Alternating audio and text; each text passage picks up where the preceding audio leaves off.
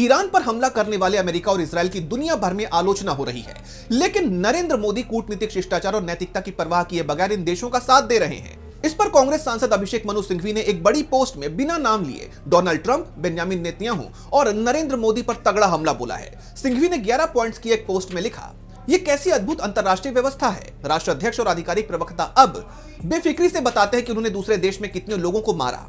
इस बात का बखान करते हैं कि उन्होंने दूसरे देश के बुनियादी ढांचे को नष्ट करने और जमीन और समुद्र में मनुष्यों को मारने के लिए किस उन्नत तकनीक का इस्तेमाल किया।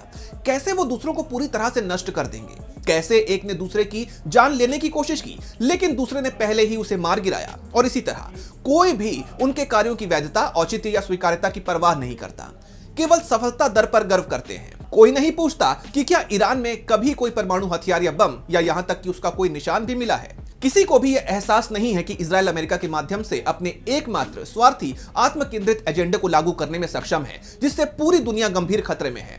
कोई भी शक्तिहीन संयुक्त राष्ट्र, विशेषकर उसकी सुरक्षा परिषद और उसकी लगातार मौन निष्क्रियता और त्याग की मांग नहीं करता।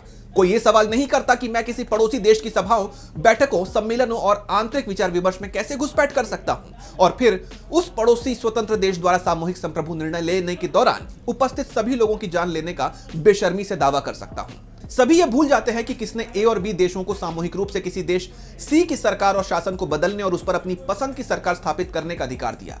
एक तरफ और मनमानी करने वाले राष्ट्रपति द्वारा इस तरह के व्यापक वैश्विक उत्पाद के खिलाफ अमेरिकी कांग्रेस ने अपना कोई प्रस्ताव या अधिनियम क्यों नहीं बनाया है। सवाल तो बहुत है, लेकिन जवाब शून्य।